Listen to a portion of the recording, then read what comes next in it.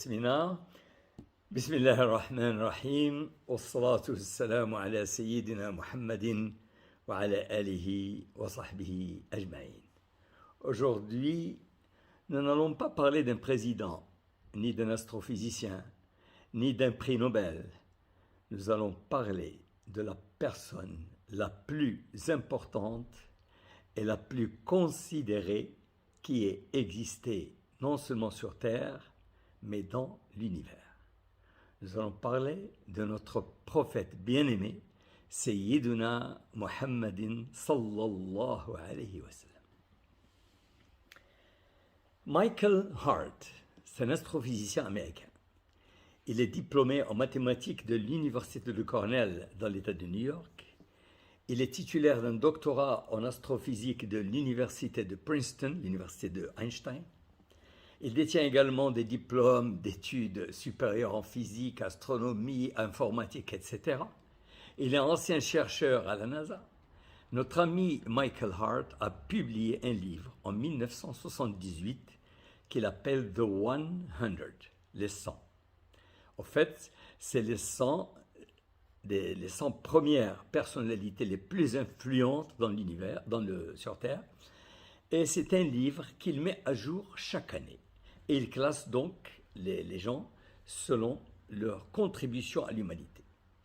Et le premier qui vient en liste, c'est notre prophète, Mohammed sallallahu alayhi wa sallam. Le second étant Isaac Newton. D'ailleurs, on lui a fait beaucoup de reproches, on lui a posé des questions, surtout après les problèmes de 9/11, September 11. Pourquoi vous classez Mohamed en première ligne ou en tête de liste? Il a dit que certains lecteurs seront peut-être étonnés de me voir placer le prophète Mohamed en tête des personnalités qui ont exercé le plus d'influence dans ce monde, et d'autres contesteront probablement mon choix, c'est ce qu'il dit. Cependant, je répète, Mohamed est le seul homme au monde qui ait réussi par excellence sur les plans religieux et séculiers. Par ailleurs, vous savez que l'appel à la prière se fait chaque seconde avec les fuseaux horaires qui tournent, et chaque seconde, il y a le nom de Mohamed sallallahu alayhi wa sallam qui est prononcé. Et sadaqallahu al-azim lorsqu'il est dit « Wa rafa'na laka dhikrak » nous avons rehaussé ta renommée. Alors, parler du prophète sallallahu alayhi wa sallam, c'est d'abord parler du but de notre existence. C'est répondre à la question que vous vous êtes certainement déjà posée. Pourquoi suis-je sur Terre, sachant pertinemment que je n'y suis que pour une durée limitée? À cette question un peu compliquée, ont déjà essayé de répondre des philosophes, des écrivains, des gens de lettres, des gens de science, mais la réponse reste toujours du domaine de la conjecture, du domaine des suppositions, de l'imagination. Et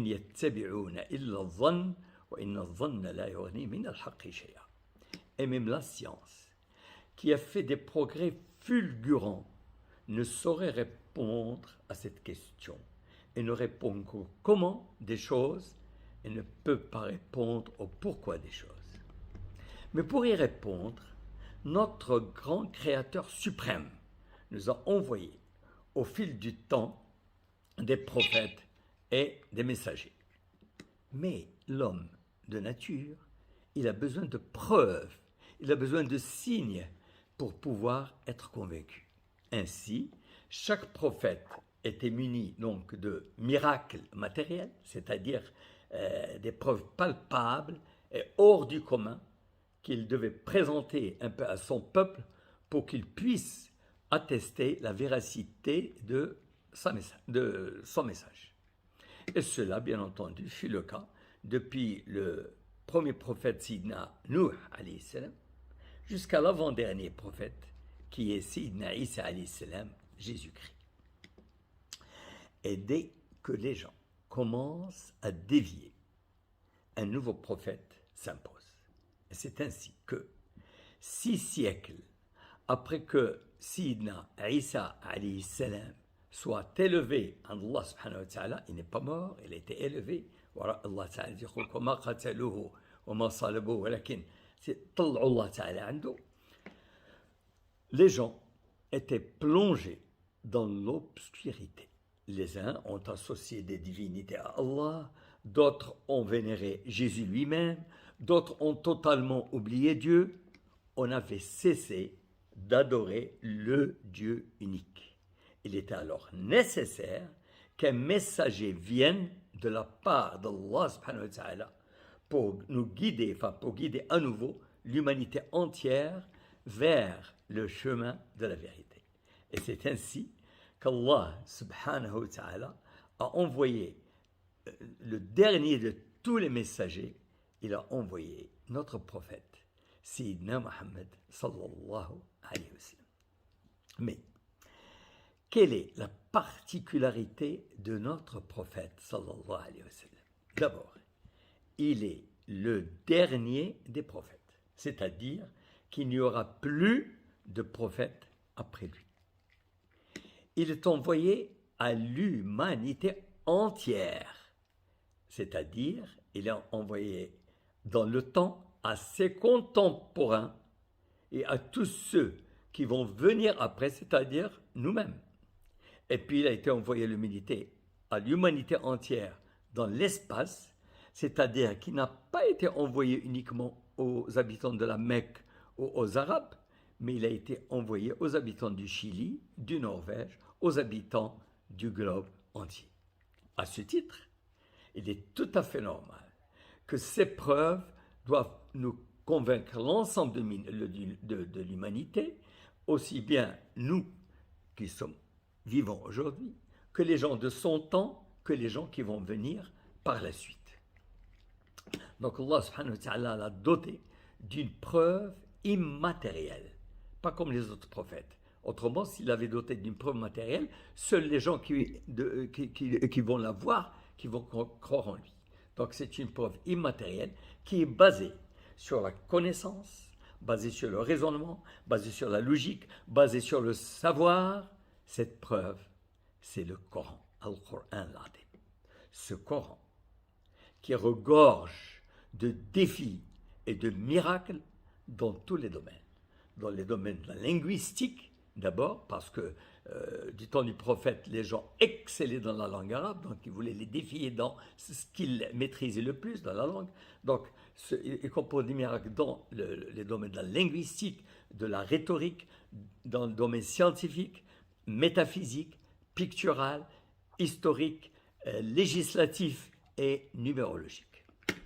Et pour cette mission hautement sacrée, qui est la transmission du message divin, Allah subhanahu wa ta'ala a choisi l'homme le plus parfaitement adapté. Allah ta'ala, Allahu a'lamu haythu yaj'alu risalatahu.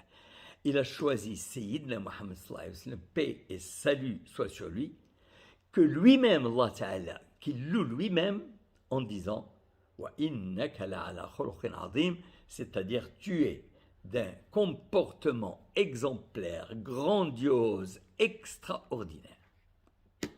Et avant de rentrer dans le vif du sujet, je sais que je m'adresse à des jeunes, des lycéens, des collégiens, c'est-à-dire je m'adresse à une génération de quoi? Une génération d'Instagram, de TikTok, de Twitter, de Periscope. C'est les gens qui veulent faire vite. Bon, je vais donner d'abord un flash avant de donner tous les détails. Un flash sur ce qu'a apporté Sayyidina Muhammad sallallahu alayhi wa sallam à cette humanité. Alors, sa mission a duré 23 ans. Les 13 premières années à la Mecque, il a commencé son prêche donc dans un environnement d'obscurantisme, de polythéisme, d'athéisme, de libertinage, de débauche, de tribalité et d'injustice. Il s'est retrouvé devant une opposition farouche de la part, d'abord, de ses proches les plus intimes, c'est-à-dire de ses oncles, ses oncles d'ailleurs de Quraysh, qui menaient la barque, qui menaient le jeu à la Mecque, de par le fait qu'il faisait partie de l'élite du pays. Il faisait partie de la tribu la plus noble de la Mecque, qui était la tribu des Quraysh. Il a été traité de tous les noms. Imposteur, sorcier, fou, détraqué, menteur. Il a fait l'objet d'injures, d'humiliations, de boycotts et même de menaces et de persécutions physiques. Lui et le très très peu d'adeptes qu'il avait suivis. Il a ensuite migré à Médine, où il va séjourner 10 ans jusqu'à sa mort. À Médine, il a fondé l'État islamique, basé sur l'adoration d'un Dieu unique, Allah subhanahu wa ta'ala, et il a fusionné totalement entre la religion et la politique. Il a mis en place un système qu'on qualifierait aujourd'hui, de notre temps, de super démocratique, où règne réellement une égalité totale entre les êtres humains, indépendamment, je dis bien indépendamment, de leur race, de leur couleur, de leur statut, de leur descendance.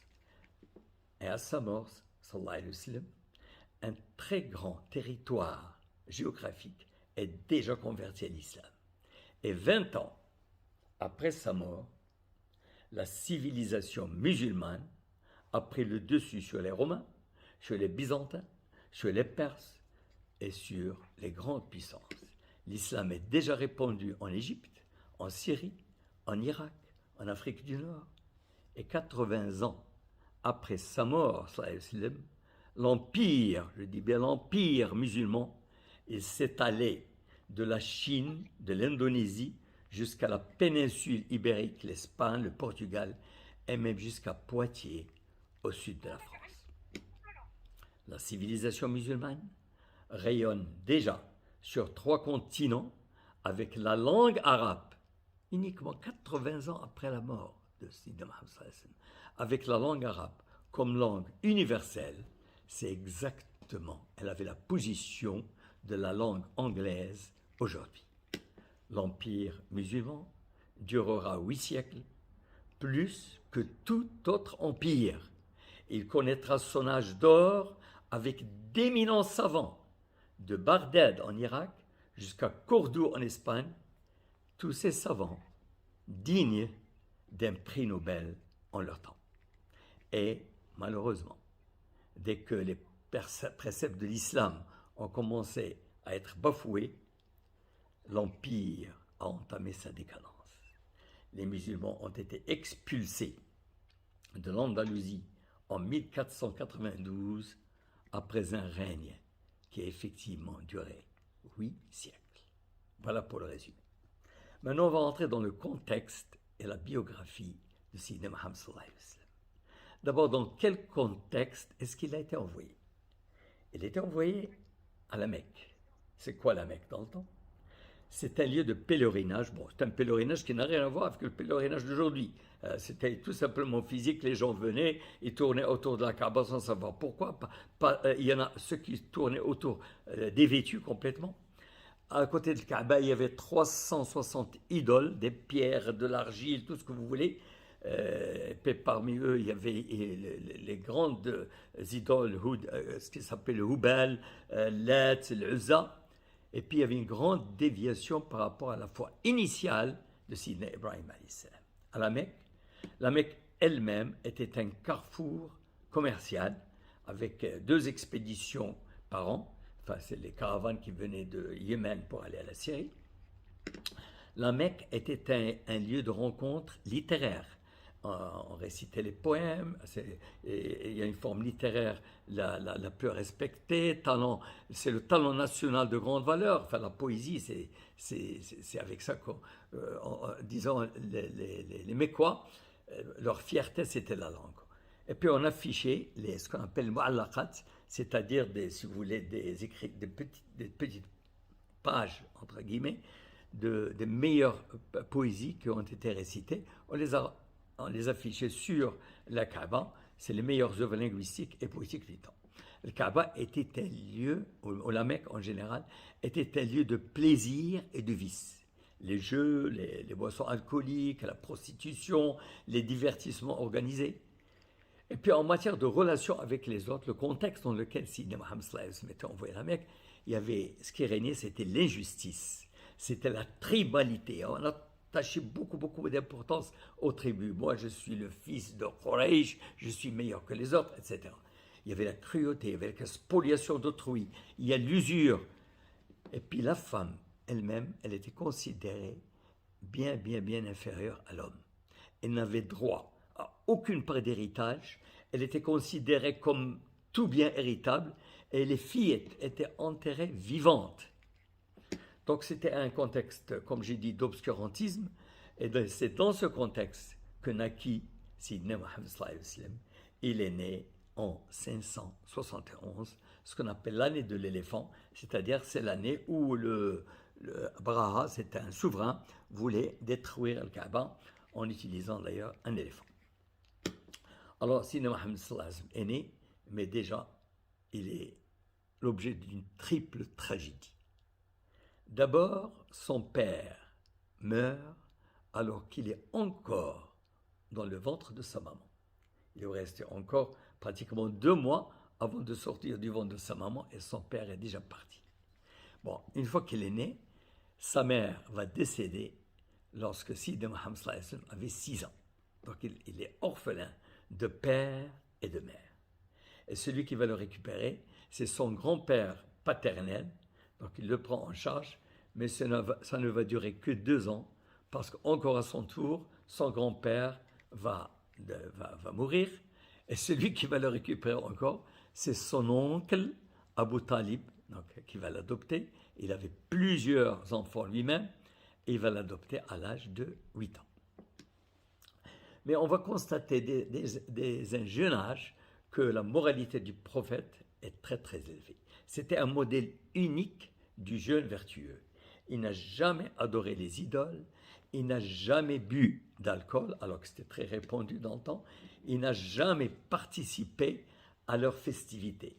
Il était d'ailleurs nommé par son peuple As-Sadiq al-Amin, c'est-à-dire le véridique, le digne de confiance.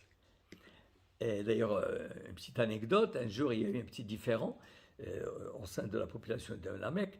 Il y avait Kaaba qui avait pris feu vers l'an 605 après Jésus-Christ.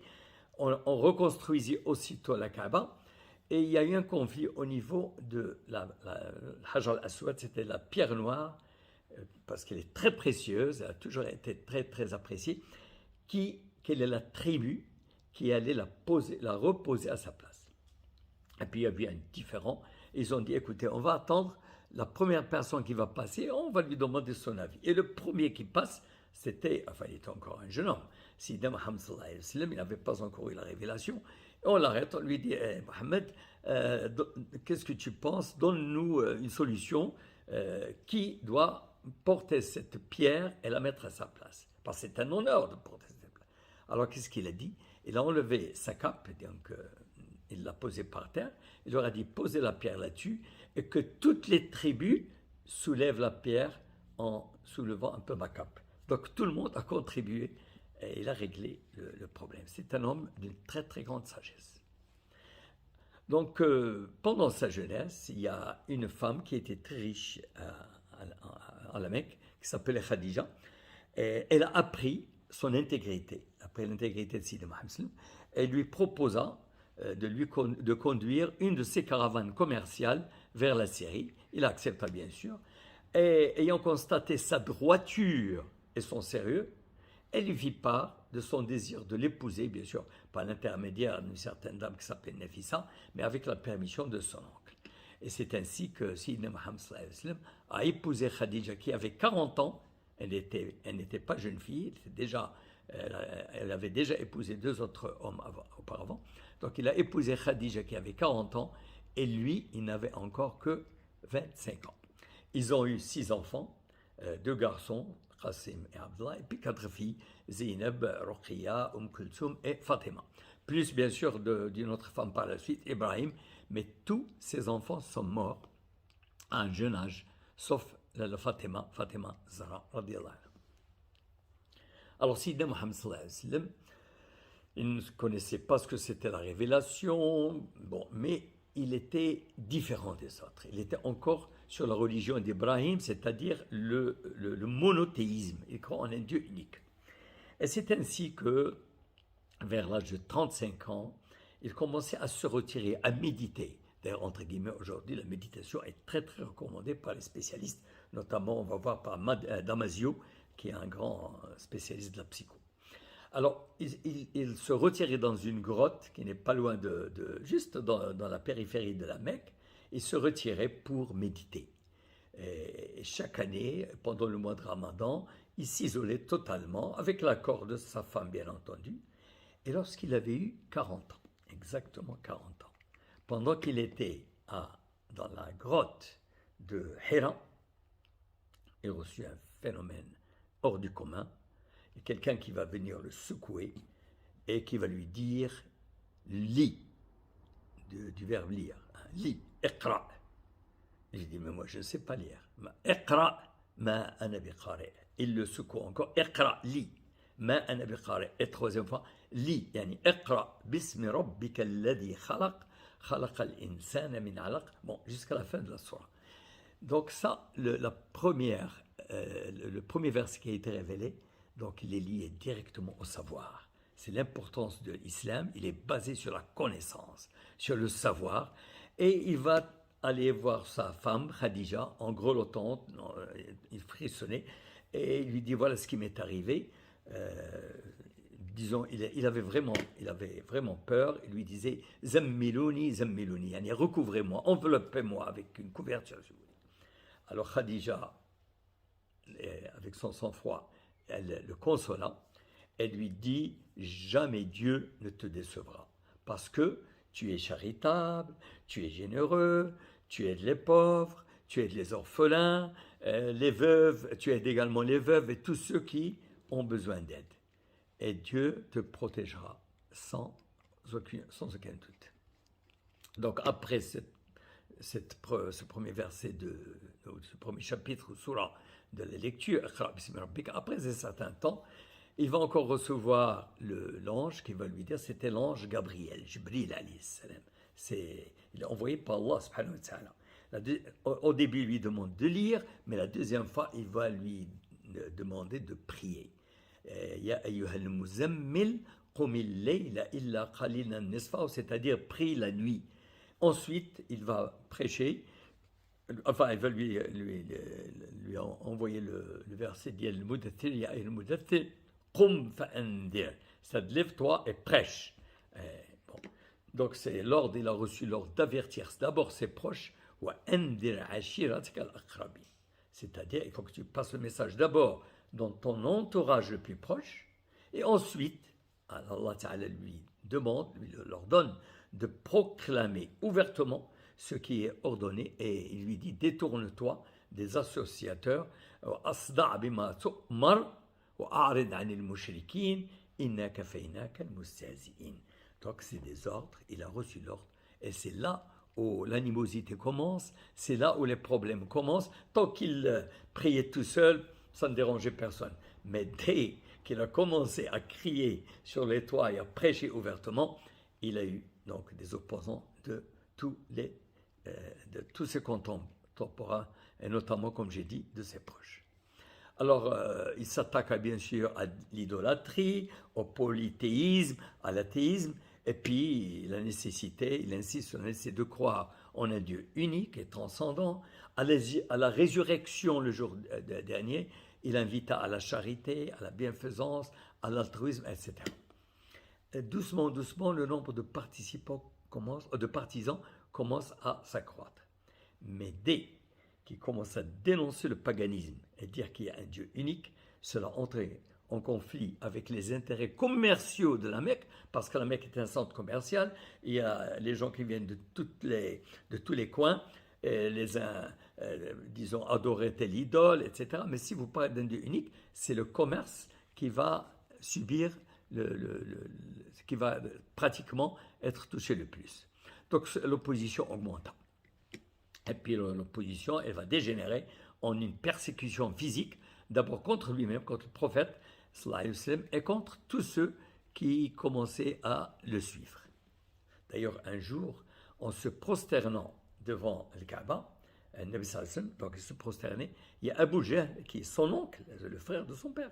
Il y a Abu Jahl, il était avec ses amis à lui, à Abu Jahl, et commencèrent à se moquer du prophète. Et au point qu'il a dit, qui peut aller chercher les tripes d'un chameau qui venait égorger, et on va le jeter sur le dos, et c'est ce qu'il a fait. Il l'a jeté sur le dos du prophète sallallahu alayhi wa sallam. Ils ont essayé de le dissuader par tous les moyens, la persécution, etc. Et lorsque cette tactique n'a pas réussi, ils ont également tenté une autre approche. Ils lui ont pratiquement proposé, ils disaient, qu'est-ce que tu veux au juste? Tu veux de l'argent, on te donne l'argent. Tu veux le pouvoir, on te nomme le chef suprême de la Mecque. Tu veux les femmes, on te donne la meilleure femme qui existe. Et ils sont allés voir son oncle, qui était très influent dans le temps. Et son oncle l'invita et lui dit, Mohammed, est-ce que tu ne peux pas laisser tomber cette mission? Qu'est-ce qu'il a dit, sallallahu alayhi wa sallam? Même si vous me posez le soleil sur ma main droite et la lune sur ma main gauche, je ne saurais renoncer à ce message. Mais il ne laissera pas tomber ce message. Donc le prophète et les quelques fidèles qui l'ont suivi résistèrent quand même aux persécutions. Allah Ta'ala lui envoie chaque fois un verset pour le patienter, pour qu'il fasse part de... Pardon, pour qu'il...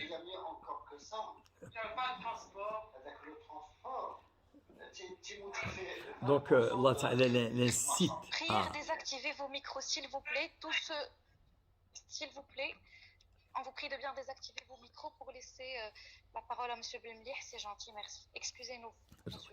Alors, Allah Subhanahu wa Ta'ala, il invite chaque fois à se doter de patience et d'endurance. Lui et ses compagnons. Donc, il l'encourage à être patient.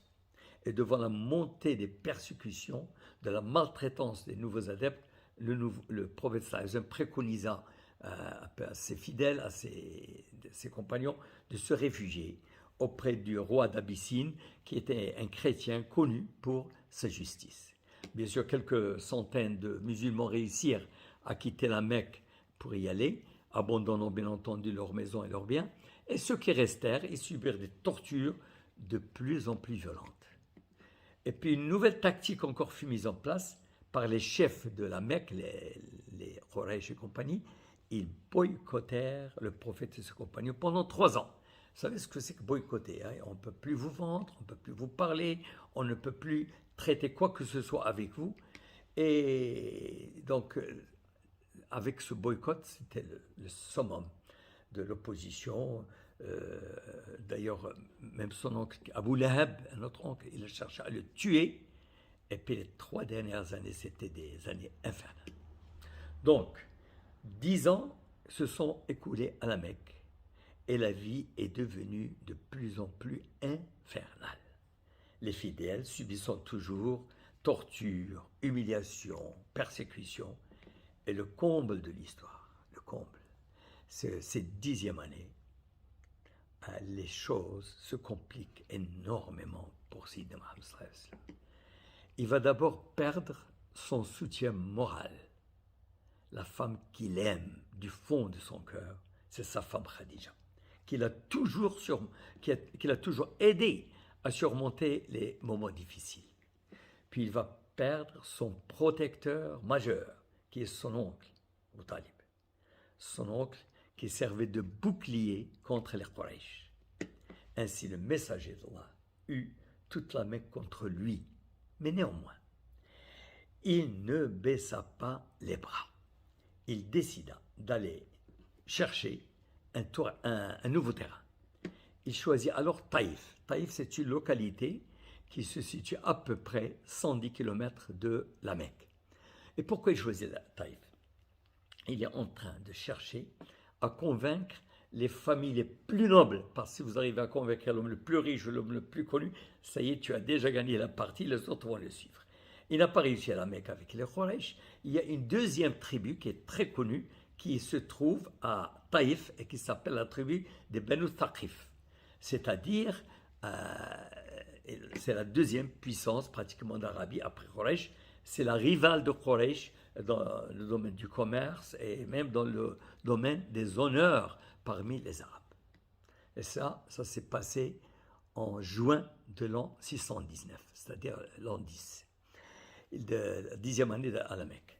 Il va se rendre à pied en compagnie de son boy. Il avait un boy qui l'aidait, c'était Zayd ibn Haritha.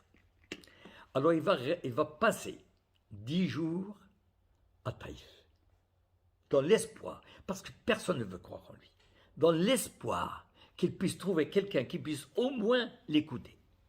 Et au cours de ce séjour, son appel n'épargnait personne. Il choisissait les notables, et tout le monde le chassait de Taïf. Et il ne manquait pas de monter contre lui les enfants, les esclaves et même les gens stupides. Ils lui jetèrent pratiquement les pierres un peu de partout, au point que ses pieds, sallallahu alayhi wa sallam, commencèrent à saigner. D'ailleurs, Zayd ibn Haritha voulait le protéger et il reçut une pierre à la tête, bien sûr, qui l'a blessé. Donc, imaginez, enfin, vivez avec moi un peu ce contexte. Nabi sallallahu alayhi wa sallam, très triste, il saignait des pieds, il est encore sous le choc de la mort de sa femme, de la mort de son oncle, devant cette offense à Taïf. C'est l'année du chagrin, ça s'appelle l'année du chagrin, Am al-Huzn. Il a eu tous les problèmes du monde. Alors il s'est retiré. Je vous ai dit pendant 10 jours qu'il prêchait sans aucun résultat. À la périphérie de Taïf, il va rentrer dans un jardin, il se met à l'ombre d'une vigne et il commence à invoquer, à prier Allah subhanahu wa ta'ala tout en pleurant. Une invocation qui dénotait que son cœur était rempli de tristesse pour la violence subie et pour le regret surtout que personne ne crut en son message. L'invocation est très longue, je ne peux pas la lire, mais rapidement, le début, il disait « Ô Seigneur, et Allah, je me plains auprès de toi de ma faiblesse, de mon impuissance et du mépris des gens pour moi. Ô toi, le plus clément des cléments, tu es le Seigneur des jugés faibles, tu es mon Seigneur. À qui me confies-tu? À un étranger hostile ou un ennemi qui serait mon maître? Tout cela importe peu tant que cela n'attire pas ta colère contre moi. Bon, l'invocation est très très longue, mais il a fait cette invocation, il pleurait à chaudes larmes. Sur ce, Allah subhanahu wa ta'ala lui envoya l'ange des montagnes qui lui dit « Mohammed, je suis à ton service. Si tu veux, je peux pratiquement les écraser et je peux les aplatir entre ces deux montagnes. » Mais le prophète, sallallahu alayhi wa sallam, de par sa bonté, il est connu, c'est naturel. Il dit non, c'est pas ce que je demande. J'espère qu'Allah subhanahu wa ta'ala fasse naître de ses opposants des serviteurs qui l'adoreront seuls sans rien lui associer. L'ange rétorqua, véridique, est celui qui t'a nommé le compatissant et le miséricordieux. D'ailleurs, par la suite, lorsqu'il va épouser Moulatna Aïcha, un jour Moulatna Aïcha va lui poser la question. Elle lui dit, prophète, quel était le jour le plus difficile de ta vie? Il répondait, c'est le jour où je suis revenu de Taïf errant et plein de tristesse. Mais suite à cet incident, Allah subhanahu wa ta'ala va le réconforter. Dès qu'il est retourné de Taïf, il est rentré à la Mecque et il avait du mal à rentrer à Taïf. Et il s'est fait accompagner de quelqu'un qui était très, très fort pour pouvoir pénétrer. Et bien de retour, pendant qu'il dormait la nuit à côté de la Kaaba, à la Mecque, Allah Ta'ala lui envoie Sidna Jibril, alayhi salam. Et pourquoi? pour l'aider à surmonter tout ce qu'il a enduré avec les gens de Taïf, pour le récompenser, pour le réconforter, et il va lui offrir le voyage nocturne, c'est-à-dire l'Isra ou le Mi'raj. Alors qu'est-ce que c'est que l'Isra, en arabe l'Isra, c'est le voyage la nuit. Donc pendant que Mohammed dormait, Sidna Jibril il vient avec entre un mulet et un cheval. Ça s'appelle Al-Buraq. Ce n'est pas le TGV que nous avons aujourd'hui, mais c'est un animal qui a 2 ailes. D'accord? Il le met avec lui et ils se sont envolés entre la Mecque et Jérusalem, Beit al-Maqdis. Là, il a trouvé tous les prophètes qui l'ont précédé, qui étaient alignés, qui l'attendaient. Il a mené la prière avec tous ces prophètes. Une fois terminé, il le monte encore sur le Buraq, et sur, je ne sais pas, une échelle, peut-être, on ne connaît pas exactement ce que c'est, et ils vont monter au-dessus du septième ciel, en traversant les ciels. Donc il va visiter les cieux. Aussi l'inférieur, il va trouver Adam, puis le second, il va trouver Yahya, Isa alayhi salam, puis Youssef, puis Idris, puis Haroun, puis Sidna Moussa alayhi salam. Et au 7e ciel, il va trouver Sidna Ibrahim alayhi salam.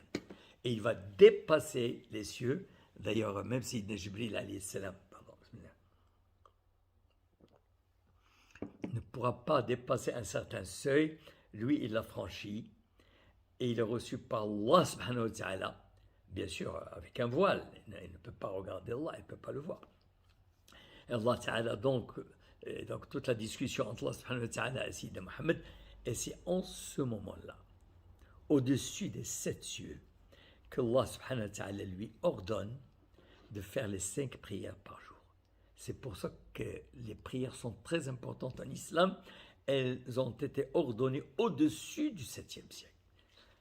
Donc, en revenant à la Mecque le lendemain, pas le lendemain, bien sûr, il a annoncé ça le lendemain, mais lui est retourné à la Mecque. D'ailleurs, tout le voyage, en partant de la Mecque jusqu'à Jérusalem, en grimpant les 7 cieux, en dépassant les 7 cieux, en retournant dans son lit, tout ça n'a pas dépassé 1 heure. Bon, notre cerveau n'est pas habitué à ce genre de choses. Bien entendu, nous ne sommes des croyants, nous ne pouvons que croire ce que notre prophète nous a dit. Mais les incrédules, donc le lendemain, lorsque Nabi sallallahu alayhi wa sallam a évoqué ça, donc les incrédules redoublèrent de moqueries et de persécutions envers lui. Il y a un seul qui l'a cru sur le champ, c'était Abu Bakr. C'est pour ça qu'on l'appelle Abu Bakr as-Siddiq, celui qui croit. Alors, les relations avec les Mecquois, donc, allant de pire en pire, et l'entretien de son peuple allant jusqu'à tenter de l'assassiner, il va jouer ses dernières cartes. Nabi sallallahu alayhi wa sallam, il attend le moment du pèlerinage. Bon, le pèlerinage du moment, ce n'est pas le pèlerinage d'aujourd'hui, mais il y a beaucoup de gens qui viennent le jour du pèlerinage, qui tournaient, donc, comme j'ai dit, autour de la Kaaba. Donc il a dit, je vais profiter pour rencontrer des gens qui ne me connaissent pas, qui n'ont jamais mis les pieds ici, pour peut-être leur parler de la nouvelle religion et dans l'espoir qu'ils puissent l'embrasser. Donc il rencontre plusieurs Arabes, il cherche à persuader une tribu quelconque, et heureusement, il y a une demi-douzaine de Médinois, 6 ou 7 Médinois qui venaient de Médine, ont adhéré, ils ont accepté son message, et puis ils lui ont dit, ok, bon, c'est bon, mais il nous faut un maître, il nous faut un professeur, il nous faut quelqu'un qui puisse nous enseigner. Nous allons retourner à Médine, mais nous n'avons pas les connaissances suffisantes. Alors le Nabi sallallahu alayhi wa sallam, il leur a dit, ok, je vais envoyer avec vous un certain monsieur qui s'appelle Mus'hab, qui va vous enseigner la nouvelle religion.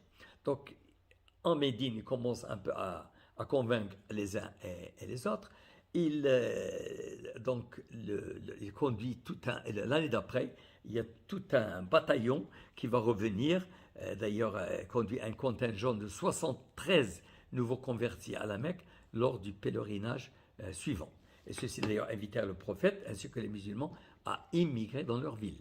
Et lorsqu'ils sont venus, ils ont dit à Sayyidina Muhammad sallallahu alayhi wa sallam, tu seras le bienvenu chez nous à Médine si tu veux venir. Donc Allah, le Nabi sallallahu alayhi wa sallam, il est dans une atmosphère invivable. Il prie Allah ta'ala tout le temps et il reçut l'autorisation d'Allah ta'ala d'émigrer à Médine. C'est ce qu'on appelle l'hégire ou l'hijra, qui marque d'ailleurs le commencement du calendrier islamique. Alors, il y a les préparatifs de l'immigration à Médine. Mohammed sallallahu alayhi wa sallam va quitter clandestinement la ville en compagnie de son ami le plus intime qui est Abu Bakr as-Siddiq. Et après maintes aventures sur la route, etc., il réussit à atteindre la ville.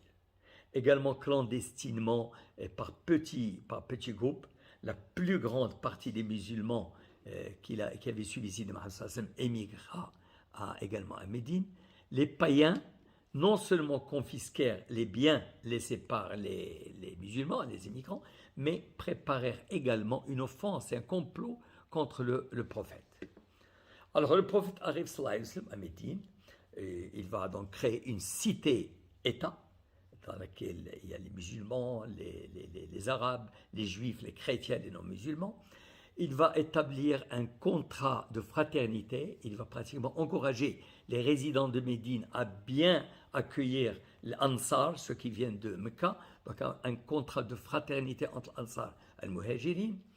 Il va fusionner entre la religion et la politique et il va pratiquement établir une constitution écrite. C'est la première de son genre dans le monde, une constitution écrite. Alors dans la constitution, il y a les devoirs et les droits des citoyens et du chef de l'État.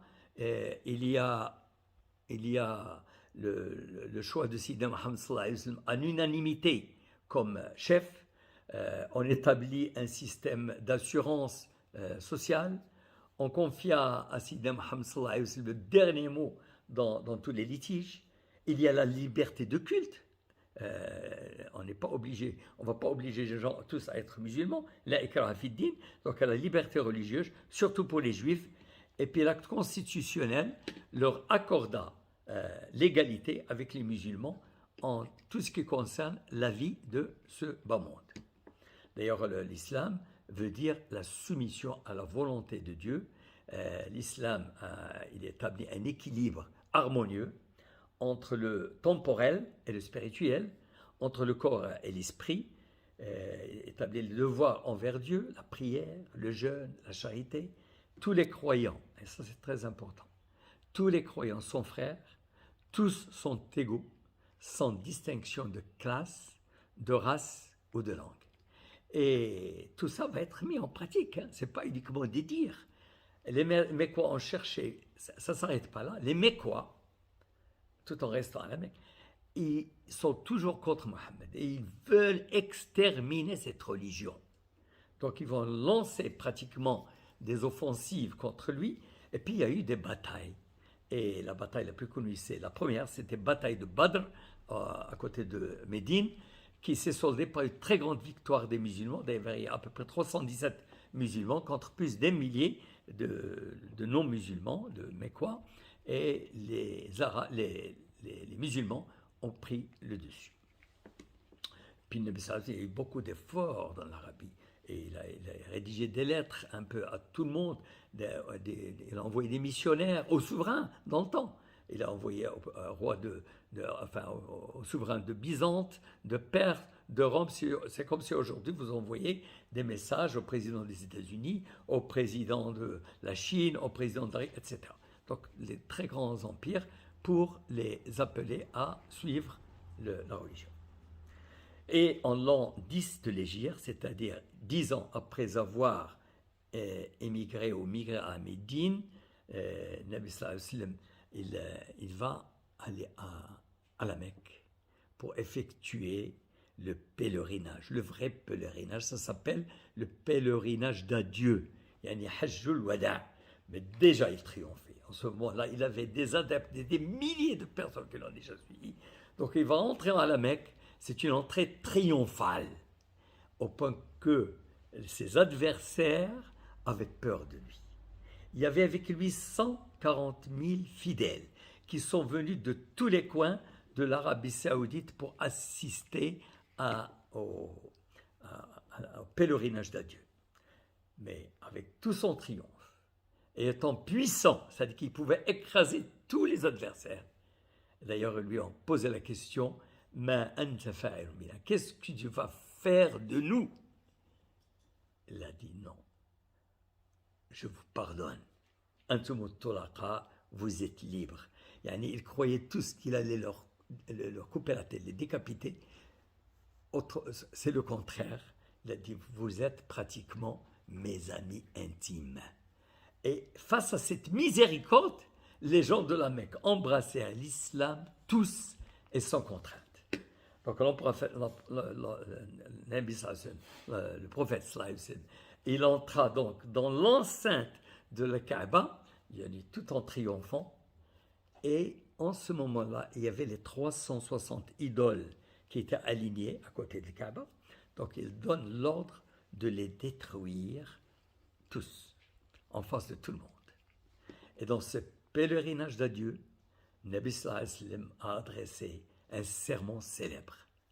Il insiste sur la croyance en Dieu unique, sans icône, sans aucun symbole. Nous n'avons pas d'icône comme d'autres religions, non. Nous, il n'y a pas d'icône, nous, c'est le contact directement avec Allah.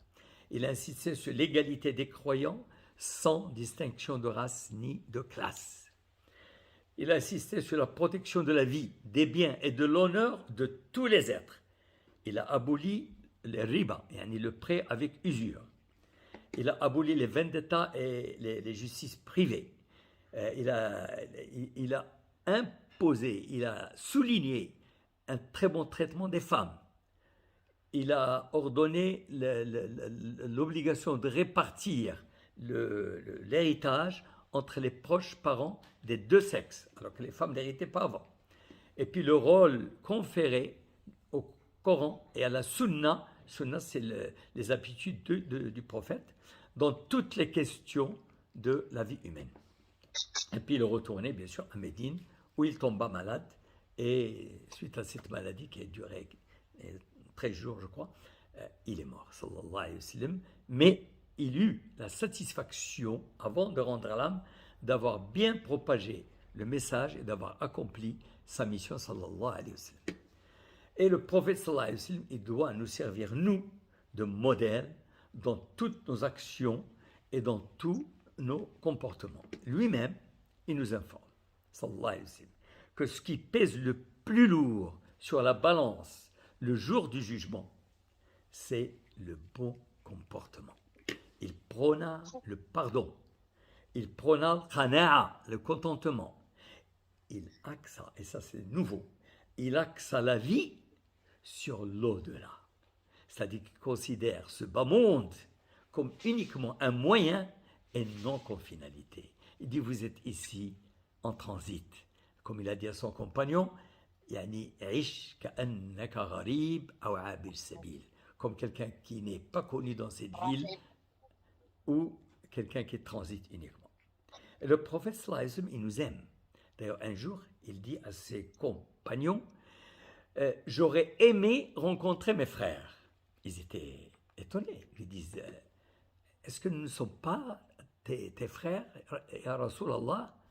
Il a dit non, vous êtes mes compagnons.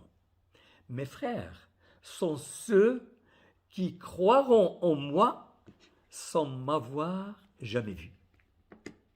Donc, sallallahu alayhi wa sallam, que chacun d'entre nous se pose la question, est-ce que je fais pareil par amour pour Sayyidina Muhammad sallallahu alayhi wa sallam? Est-ce que j'essaie de lui ressembler? Alors, que puis-je modifier en moi pour atteindre ce haut niveau de comportement? Donc, je vais donc donner un aperçu maintenant sur son comportement, sallallahu alayhi wa sallam, pour pratiquement en tirer profit. Alors, parmi les traits généraux de son comportement,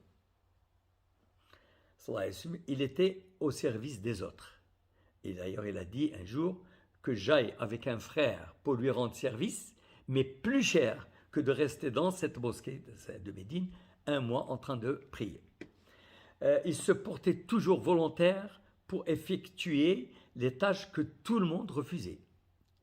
il ne faisait jamais de reproches à quiconque. D'ailleurs, Anas ibn Malik, il l'a servi pendant 10 ans, et il dit, pendant les 10 années que j'ai servi le prophète, jamais, jamais, il m'a dit, pourquoi tu as fait ceci, ou pourquoi tu n'as pas fait cela. Sallallahu alayhi wa sallam, il ne refusait jamais ce qu'on lui demandait, tant que cela ne transgressait pas les lois d'Allah Ta'ala. Il ne se faisait jamais servir, il ne mangeait jamais rien sans partager avec quelqu'un. Mais un jour, il y a une petite anecdote, il était avec ce compagnon, il y a quelqu'un qui est venu de l'extérieur, qui lui amène une petite grappe de raisin. Nabi sallallahu alayhi wa sallam prend la première pièce, il la met dans sa bouche, il prend la deuxième et la troisième. Mais contrairement à ses habitudes, il n'a pas servi ses compagnons. Bon, il a attendu que la réunion se termine, que le monsieur retourne chez lui. Et puis les compagnons lui demandaient, disaient, ah, Rasulallah, tu as toujours l'habitude de partager avec nous ce que tu manges. Il a dit, oui, effectivement, je n'ai pas voulu, parce que les raisins étaient tellement amers que si je vous en avais servi, vous auriez fait des grimaces. Et cela aurait vexé le monsieur qui me les a offerts. C'est pour ça que je vous ai pas servi. Et sallallahu alayhi wa sallam, il était vraiment plein de sagesse. Il ne blessait personne. Il fermait les yeux sur les défauts de ce qui lui déplaisait ou l'agaçait. Il ne se mettait en colère que pour les droits d'Allah subhanahu wa ta'ala, mais jamais pour les siens. Il était le plus humble dans sa manière de parler, de marcher et de s'asseoir. Son regard était toujours beaucoup plus tourné vers le sol que vers le ciel. Il était très pudique. Il est toujours pensif. Il réfléchissait beaucoup. Il était le premier à saluer quand il rencontrait quelqu'un. Il ne lâchait pas la main de quelqu'un qu'il saluait avant que l'autre ne la lui lâche. Il ne se moquait jamais de personne. Il gardait de longs moments de silence. Il ne parlait que pour dire des choses utiles ou méritoires. D'ailleurs, c'est lui qui nous apprend, dis du bien ou garde le silence. Il ne montrait jamais de signe d'agacement. Son rire était beaucoup plus un sourire qu'un rire. Et jamais il ne riait à haute voix. Il parlait de manière concise et précise, toujours avec un but précis. C'est le roi des conférenciers. Rien de cette dunya, de ce bas monde, ne l'énervait ou l'insupportait du reste, tant elle ne valait rien à ses yeux. Il est reconnaissant même pour une minuscule faveur, et il ne parlait jamais brusquement et nerveusement. Il n'était jamais vulgaire, il ne médisait jamais sur qui que ce soit. Il faisait ressentir à ses compagnons qu'ils étaient les plus chers à ses yeux. Et il faisait comme s'il ne voyait pas le défaut des autres. Il honorait et s'occupait des orphelins. Il donnait de ce qu'il aimait le plus. Il honorait les amis de son épouse défunte, Khadija. Et il leur envoyait des cadeaux. Il honorait ses voisins. Il répandait le bonheur tout autour de lui, en souriant. Il priait en bien pour ses ennemis, dans l'espoir que leur descendance devienne musulmane. Il était toujours optimiste. Et lui-même, il dit « Bashirou, voilà tout le firo ». Il faut toujours parler positivement, il ne faut jamais parler négativement. Donc il était toujours optimiste et ne faisait jamais désespérer personne. Il évitait la polémique, l'abondance ou l'abus de quoi que ce soit. Il ne cherchait jamais à connaître la vie privée des gens. Il riait, bien sûr, quand ses compagnons riaient, et quand un étranger était parmi eux, il le mettait à l'aise, et il lui faisait sentir qu'il était un membre du groupe. Il n'interrompait jamais personne qui parlait. Il attendait qu'il termine. Il n'acceptait jamais les éloges. D'ailleurs, au début, les gens se levaient pour lui. Il dit jamais, il ne faut pas vous lever pour moi. Il ne faut pas m'apprécier outre mesure, comme les prêtres, etc., du temps des chrétiens et des juifs. il ne faisait rien sans mentionner Allah subhanahu wa ta'ala. Bismillah, alhamdulillah, insha'Allah, etc. Il ne se réservait jamais de place spécifique et s'asseyait là où il y avait une place de libre. D'ailleurs, il se mêlait aux gens, il se confondait. Et d'ailleurs, quand un étranger rentrait dans la mosquée, qui n'a jamais vu d'ailleurs le prophète, il ne savait pas où est le prophète, tellement il était mélangé avec tout le monde et assis comme tout le monde. Sallallahu alayhi wa sallam. Il ne disait jamais ouf et ne soupirait jamais. Il n'a jamais connu de temps libre. Il était soit au service de sa famille, soit au service de la communauté, soit en train de prier. Et dès qu'un événement le troublait, il accourait en prière. Le dhikr Allah, dhikr, ne quittait jamais sa bouche. Et il était très généreux. Il n'a jamais déçu un pauvre qui lui demandait quelque chose. Il était doux, tolérant avec les enfants. Ça c'est un petit point, lorsqu'il se tourne et quelqu'un qui l'appelle, il se tourne, il le faisait de tout son corps, et pas seulement avec son visage, car il considère que c'est un signe d'arrogance et d'orgueil. Il était la personne la plus facile à vivre. Il aidait ses épouses dans les tâches ménagères, et ainsi de suite. Alors je vais vous parler d'un petit recueil de quelques-uns de ces hadiths, sallallahu alayhi wa sallam, sachant que le nombre de hadiths qu'il a émis se chiffre en milliers, pour ne pas dire en dizaines de milliers. Donc, Nabi sallallahu alayhi wa sallam, c'est notre modèle ultime. D'ailleurs, Allah subhanahu wa ta'ala nous dit dans le Coran, en français, en effet, vous avez dans le messager d'Allah un excellent modèle à suivre pour quiconque espère en Allah et au jour dernier et invoque Allah fréquemment. Surat al-Ahzab, donc le verset 21. Donc, je dis c'est le recueil de sagesse. Alors, il va dire, Nabi sallallahu alayhi wa sallam, j'ai été envoyé uniquement pour parfaire les vertus morales. Les meilleurs parmi vous sont ceux qui possèdent les meilleurs comportements.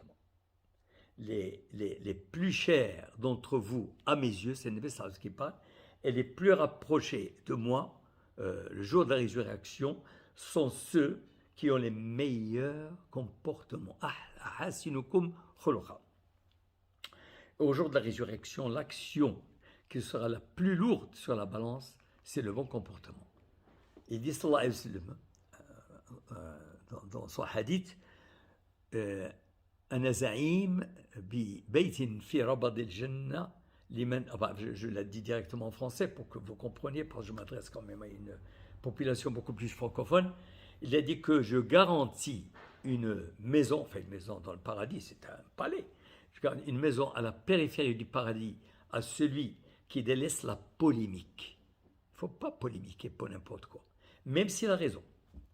Et je garantis une maison au milieu du paradis à celui qui délaisse le mensonge, même s'il plaisante.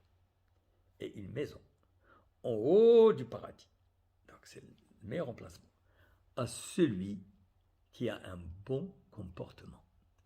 Vous ne pouvez pas donner de l'argent à tout le monde, mais montrez-leur un visage radieux et faites preuve de bonne moralité. Et il dit cela, le pardon ne fait qu'augmenter votre honneur. Man tawada'a lillah rafa'a. Pardonnez, pardonnez, afin qu'Allah subhanahu wa ta'ala puisse vous donner la gloire. Il dit qu'un d'ailleurs un fidèle, enfin un de son entourage est venu le voir une fois. Chaque fois, les gens venaient, lui disaient « Rasulallah, conseille-nous ». Alors un est venu lui dire « Ya Rasulallah, tu nous donnes un conseil, tu me donnes un conseil ». Qu'est-ce qu'il lui a répondu? Il a dit « La tardab, ne te mets pas en colère ». Le gars n'était pas totalement satisfait, il dit « Ce conseil est trop court ». Il lui dit « Ya Rasulallah, je te demande un conseil ». Il lui dit « La tardab, ne te mets pas en colère ». Il le répète 3 fois de suite.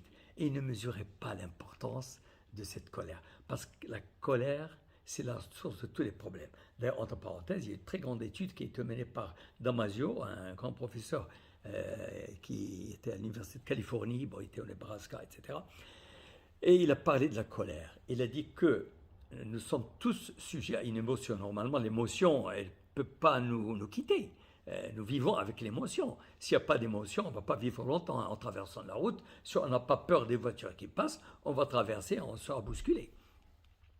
Alors il dit que tous les problèmes qui nous tracassent, enfin toutes les émotions que nous recevons, nous la captons au niveau de ce que nous appelons des glandes au niveau du cerveau, ça s'appelle les amygdales cérébrales. Ben, c'est Damasio qui explique ça. Il a dit l'émotion, bien sûr, quand on est énervé, quelqu'un qui vous a insulté, quelqu'un qui vous a transgressé, quelqu'un... Bon, on est sous l'émotion, hein, même au feu rouge, quelqu'un qui, je sais pas, qui vous insulte, vous êtes sous une émotion très très forte. Alors, Damasio, il dit que dans ces moments-là, l'émotion, elle va être captée par les amygdales cérébrales. Et c'est là où on est très énervé. L'amygdale cérébrale, c'est une glande primaire, c'est-à-dire nous sommes à ce niveau-là comme les animaux. On n'utilise pas la raison. Et il dit que ces informations vont séjourner dans cette amygdale maximum 5 minutes. Et après, elles vont être transférées depuis l'amygdale jusqu'au lobe frontal, nasiya.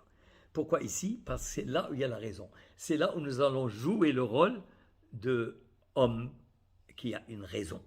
Si vous agissez immédiatement, vous agissez comme une bête. C'est comme un lion ou comme un tigre qui répond immédiatement. Alors Damasio nous dit, il faut patienter. Il ne faut pas réagir pendant ces 5 minutes. Il faut attendre que cette émotion, lorsqu'elle est encore émotion, lorsqu'elle va se transférer ici, elle va devenir une information. Et là, ça, on peut la traiter avec la logique. Et c'est en ce moment-là que tu vas te dire, oui, mais finalement, vraiment, ça ne valait pas la peine que je l'insulte ou que je l'attaque, etc. Et d'ailleurs, il conseille beaucoup plus à ne pas se mettre en colère pendant ces 5 minutes. Parce qu'une fois qu'elle est là, il va plus loin Damasio, il dit, il va falloir que vous vous débarrassiez de ce garbage, c'est-à-dire ces ordures, entre guillemets, c'est ce qu'il qualifie, il dit le mot garbage, et vous avez un maximum de 21 jours. Si vous ne jetez pas ces ordures à la poubelle, ces ordures vont être transférées dans une zone à l'arrière de votre cerveau, et elles vont être comme des clous que vous enfoncez dans une planche. Et lorsque vous continuez à enfoncer les clous, c'est là où vous allez être victime de l'Alzheimer, du Parkinson, de la déprime, la dépression. Et il dit pardonnez. Pardonnez, même si vous n'êtes pas fautif. La part, elle appelait ça d'ailleurs la pardonnologie. Mais il a fallu attendre 14 siècles après Nabi sallallahu alayhi wa sallam pour prêcher la pardonnologie. Nabi sallallahu alayhi wa sallam l'a enseigné à ce monsieur en 1 minute. Il lui dit pardonne. Yani la taghdab, la taghdab, la taghdab. Nabi sallallahu alayhi wa sallam nous conseille d'observer la vérité comme devoir. Il dit dites toujours la vérité dans toutes les circonstances. Allah Ta'ala, il dit Allah est généreux, il aime la générosité et les actes vertueux et n'aime pas l'immoralité. Donnez beaucoup aux gens, saluez tout le monde et dites de bonnes paroles. Tout ça, c'est des traits qui requièrent le pardon d'Allah. Allah Ta'ala, wa qulu linnasi husna. Il dit il nous pousse vers la coopération. D'ailleurs, il a dit parmi les 7 personnes qui seront sous l'ombre d'Allah Ta'ala, tahta dhilli al-arsh, yawm al-qiyamah, sous l'ombre d'Allah subhanahu wa ta'ala, le jour du jugement, il dit, subhanahu wa ta'ala, une personne qui donne par charité et garde le secret sera sous l'ombre. Celui qui donne un délai à son débiteur, hein, tu as prêté de l'argent à quelqu'un, bon, tu ne vas pas lui mettre le couteau sur le cou. Il dit, celui qui donne un délai à son débiteur ou qui efface ses dettes, Allah Ta'ala lui fournira également son nombre demain, Yawm al-Qiyamah. La générosité, d'ailleurs, elle est éprouvée par la science aujourd'hui. Il y a plusieurs études sur la générosité, alors qu'Allah Ta'ala nous pousse énormément à faire, d'ailleurs, entre parenthèses, pour ne pas dépasser beaucoup le temps, il y a plusieurs études donc, scientifiques qui ont été menées sur la générosité, notamment enfin, sur l'altruisme, le bonheur, le bien-être. C'est des études qui s'éloignent un peu de la psychologie classique d'aujourd'hui et qui sont toutes liées aux neurosciences. Elles ont été d'ailleurs menées par des chercheurs comme Marco Iacoboni, Philippe Tobler de Zurich, Zara Congrad et Damasio de l'Université de Southern California. Il dit que ces études d'ailleurs ont révolutionné, ils ont révolutionné notre conception de la nature humaine. C'est récent, hein, ces études, elles datent du XXIe siècle. Enfin, ces études, si on les résume, qu'est-ce qu'elles disent au fait? Avant, on avait l'habitude de dire aider les autres parce qu'ils en ont besoin. Mais à l'issue de ces études, ce n'est plus le même adage. On est arrivé à aider les autres parce que vous en avez besoin. Lorsque vous donnez, c'est vous qui en profitez. C'est celui qui donne qui récolte la récompense. C'est immédiat d'ailleurs. Pourquoi? Lorsque vous donnez sans contrepartie, sans vous rendre compte, vous sécrétez de la dopamine. Et c'est l'hormone du plaisir. Allah Ta'ala nous rappelle que Allah élève celui qui se montre humble envers son frère en islam. Et il abaisse celui qui veut se montrer supérieur. Et il dit la vertu de la modestie, tout comme Allah augmente la grandeur et l'honneur de celui qui se repent, il glorifie celui qui se montre humble. Il dit de veiller à la sauvegarde des dépôts confiés et d'honorer les engagements. Alors là, c'est fabuleux. Honorer les engagements. Malheureusement, lorsque vous liez un contrat avec un ouvrier, oui, il va vous dire, oui, je vais venir demain à 10h. C'est rare, malheureusement, très rare qu'on respecte ses horaires. Nabi Sallallahu va dire, dis la vérité quand tu parles, tiens ta promesse quand tu en fais, sois honnête quand une charge t'a été donnée. Enfin, amen. Et il dit que les signes de l'hypocrite sont au nombre de 3. Quand il parle, il ment. Quand il promet, il ne tient pas sa parole. Et quand on lui fait confiance, il trahit. Nabi Sallallahu alayhi wa sallam insiste sur l'entraide entre les musulmans. Chaque musulman est le frère d'un autre musulman. Il ne doit ni lui faire du mal, ni laisser les autres lui faire du mal. Il dit d'ailleurs que les musulmans sont comme un corps entier. Lorsqu'une partie de notre corps a mal, c'est tout le corps qui en souffre. Et il dit, vous n'entrerez pas au paradis jusqu'à ce que vous croyez. Et vous ne croyez pas jusqu'à ce que vous vous aimiez les uns les autres. Et il prêche, enfin, il nous conseille d'éviter le mal. Allah torturera celui qui inflige des ennuis aux croyants. Et Allah punira tous ceux qui créent des difficultés autour d'eux. Bon, le hadith est très long. Et puis là, il dit que la foi, l'iman, c'est plusieurs niveaux, plusieurs degrés. La foi comporte, il y a 70 et même plus de niveaux. La plus élevée, le niveau le plus élevé, c'est la ilaha illallah. Et le plus bas, enfin, le niveau le plus bas, c'est d'écarter un obstacle sur la route pour que quelqu'un pratiquement n'en soit pas victime.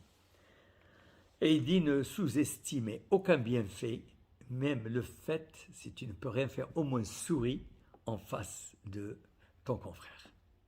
Et il insiste sur le fait que cette vie est éphémère.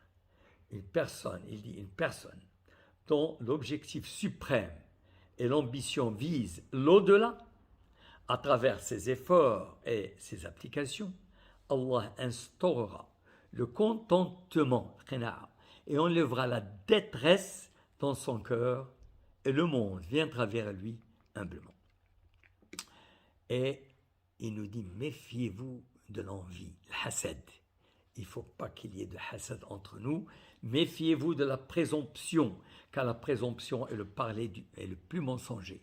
N'employez pas vos 5 sens à la recherche des défauts des autres. Et toujours elle dit, il n'y a aucune envie, le hasad, qui soit permis, excepté deux. La hasada illa fitnatayn. Tu ne peux envier que deux types de personnes. Quelqu'un à qui Allah Ta'ala a donné beaucoup de richesses, et il en profite pour en donner aux pauvres, et quelqu'un à qui Allah Ta'ala a donné beaucoup de savoir, et il est en train de le répandre. La hasada illa fitnatayn. Bon, j'ai encore pour 5 minutes, Inch'Allah Rahim. Nabi sallallahu alayhi wa sallam, bon, vous êtes encore jeune, bien sûr, vous voyez encore la vie devant vous, Allah ta'ala amrakum, mais sachez une chose, que dans tous les cas de figure, même si vous avez 14 ans, vous avez 12 ans, un jour vous aurez 80 ans, et un jour vous ne serez plus sur cette terre. Donc le Nabi sallallahu alayhi wa sallam nous dit, profite de 5 choses avant 5 autres. Profite de ta vie avant ta mort. Profite de ta bonne santé avant d'être malade. Profite de ta jeunesse avant ta vieillesse. Profite de ta richesse avant ta pauvreté. Et profite de ton temps libre avant d'être occupé. D'ailleurs, le Nabi sallallahu alayhi wa sallam, il est le premier à avoir appelé au bon comportement vis-à-vis des enfants avant même l'UNICEF.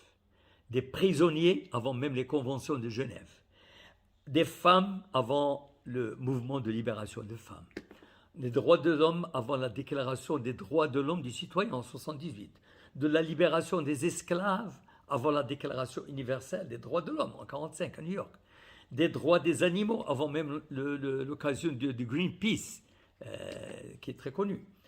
Et il nous dit donc de dire la vérité, de faire du bien, etc., etc.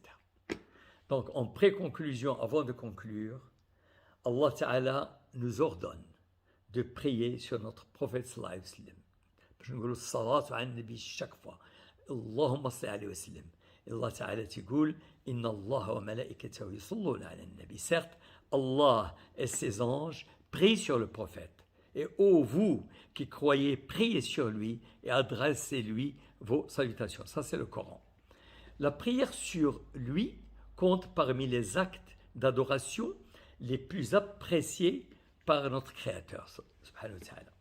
D'ailleurs, l'un des compagnons qui s'appelle Ubay ibn Ka'b, il est venu voir le Nabi sallallahu alayhi wa sallam et il dit, ô envoyé d'Allah, ya Rasulallah, moi je multiplie la prière sur toi, mais j'ai un certain temps que je réserve dans la journée pour mes prières. Quel pourcentage je dois t'en faire? Est-ce que c'est le quart, ou le tiers, ou la moitié? Chaque fois qu'il lui annonçait, Nabi sallallahu alayhi wa sallam, par exemple, il dit, est-ce que je te réserve le quart? Nabi sallallahu alayhi wa sallam dit, si tu en rajoutes, c'est mieux. Bon, je te réserve le tiers, et ainsi de suite, au point que finalement il lui a dit, Ya Rasulallah, je vais réserver toutes mes prières sur toi. C'est-à-dire, toutes mes invocations, et tout ce que je vais pratiquement les mettre dans salatu alayk. Je passerai tout mon temps à te prier. Qu'est-ce qu'il lui a dit, Nabi sallallahu alayhi wa sallam? Donc, tous tes soucis seront levés et tous tes péchés seront pardonnés. En conclusion, nous devons toujours, tous, prier sur lui sallallahu alayhi wa sallam tout le temps.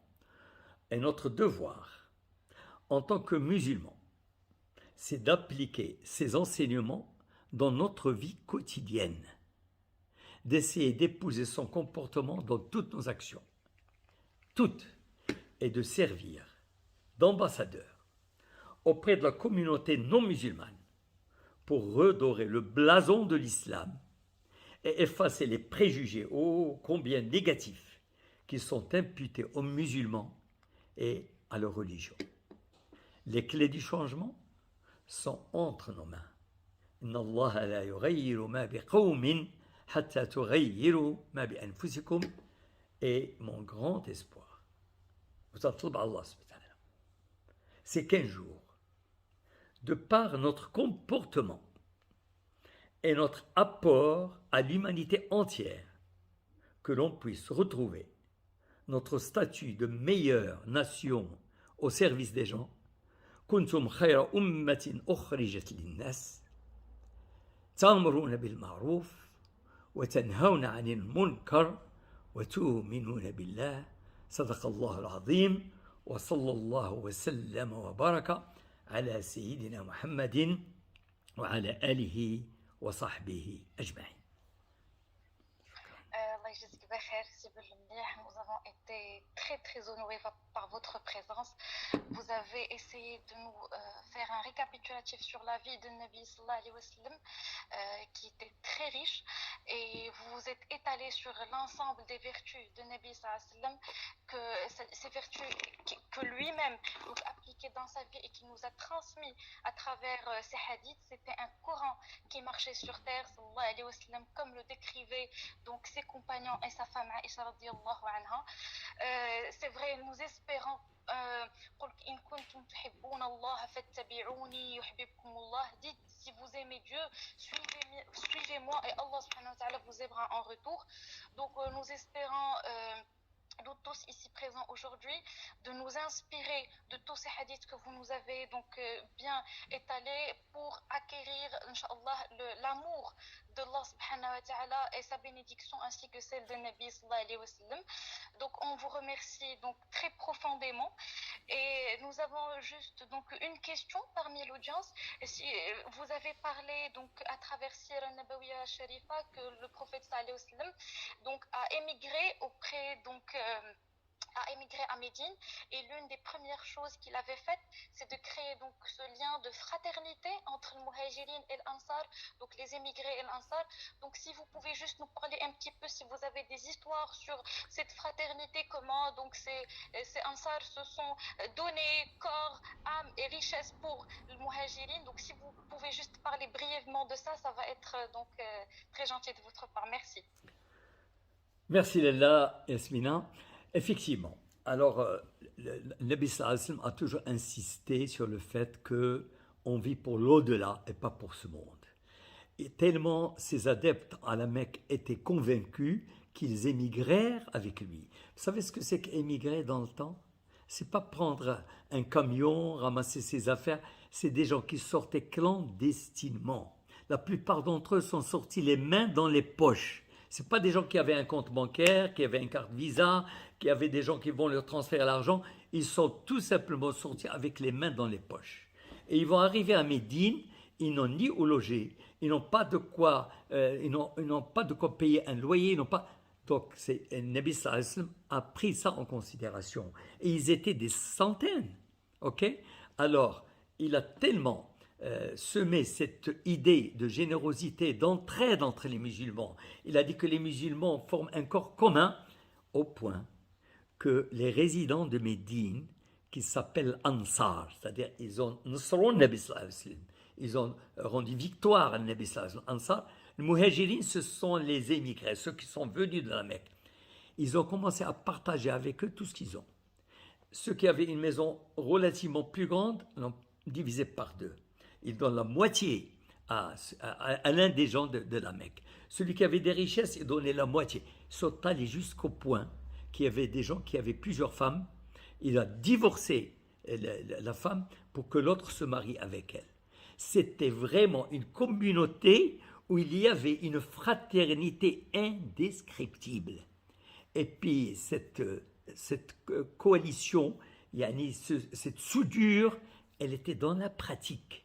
Et quand Nabi sallallahu alayhi wa sallam, il va dire la fadla li arabiyyin ala ajami, il n'y a pas de supériorité d'un arabe sur un non-arabe, d'un blanc sur un noir, etc. C'était dans la pratique. C'était vraiment dans la pratique. C'est pas comme moi, je prends l'exemple des États-Unis. Les États-Unis, par exemple, il y avait une ségrégation raciale indescriptible. Martin Luther King, dans les années, fin des années 50, début des années 60, il œuvrait pour qu'il y ait une certaine, au moins une reconnaissance des Noirs. Les Noirs n'avaient droit à quoi? D'ailleurs, dans plusieurs États, comme la Louisiane, par exemple, un Noir n'avait pas le droit de rentrer dans un bar où il y a des Blancs. Et d'ailleurs, une histoire très très connue, il y a eu une fillette noire en 1960, c'est très connu, qui a voulu intégrer une école de blancs. Eh ben, il a fallu que le président des États-Unis envoie quatre gardes-corps pour l'encercler, pour qu'il puisse rentrer. Et puis tous les parents de l'école des Blancs, ils ont sorti des écriteaux pour dire nous ne voulons pas de noirs dans notre école. Eh bien, pour effectivement, il fallait qu'ils appliquent la loi. Eh bien, ils ont appliqué la loi, mais qu'est-ce qu'ils ont fait?